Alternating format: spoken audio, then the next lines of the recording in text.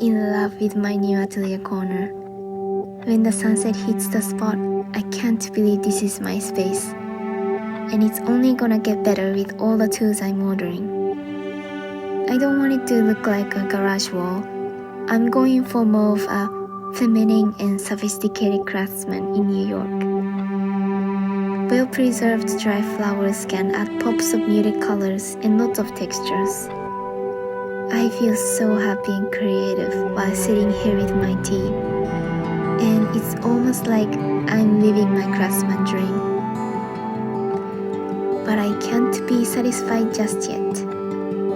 As a craftsman to be, I have to actually make stuff instead of picturing them in my head, which I do way too much. So a few weekends ago when it was still summer, I took a nice walk to the hardware store and bought a wood plank and tools. We don't own a TV because we use a projector, but the soundbar has been balancing on top of the soundbox since we moved here. I've been meaning to buy a TV console, but most of them on the market look a bit too modern to me, and of course ones made of solid wood are too expensive. So I thought, this is my chance to DIY. Since this was my first woodworking project, I needed this shelf to be super simple so that it wouldn't look too beginner-made, and more importantly, so that I can finish this project.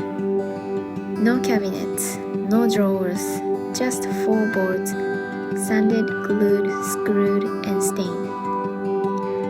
However, I made the biggest mistake on the very first step, which made the rest of the process so much harder. I bought a bent wood.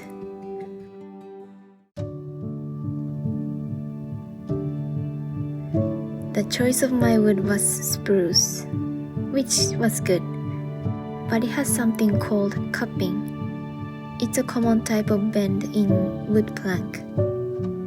Next time, I'll know how to shop for wood. I did get lucky though. The hardware store is walking distance and they measure and cut wood at the store.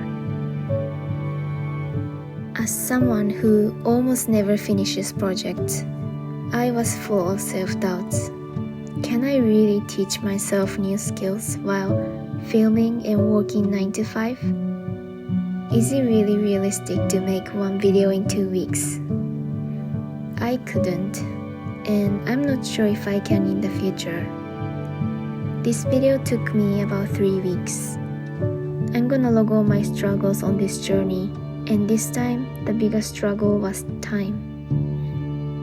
With my full-time job, I basically only have weekends, and if I miss a weekend or material delivery gets delayed, I can get behind by a week.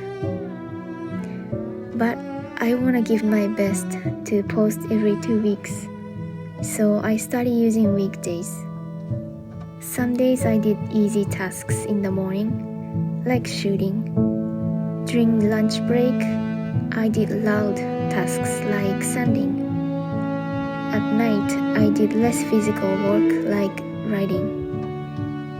People in my life know how lazy I am. A few days during literal phase, I still stopped believing in myself and almost dropped everything. Turns out I just needed 8 hours sleep, progesterone, and passion projects. And of course, seeing friends and family gives me a big boost and purpose.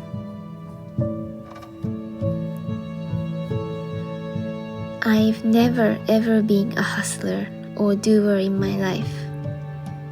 I like short intense focus, but I can't stick with anything. But I'm finally starting to feel like maybe I can if I'm seriously desperate. And I've never been more desperate. I want to do what I love every day so badly. I want to design and make daily. I want to retire and buy my family's beautiful homes. I want to go wherever I want, whenever I want. Big dreams still gotta start somewhere. This is only a simple piece of furniture to people. It's a big cricket. The tools were costly. I bought a bad plank.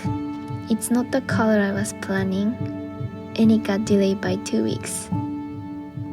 But looking at this gives me all the confidence I need right now. This is a proof to myself that I can actually make something I design. Someday, while building my dream kitchen or dream chicken coop, I will think back on how cute my first build was. Thank you so much for stopping by, and I hope you'll be back for my future projects.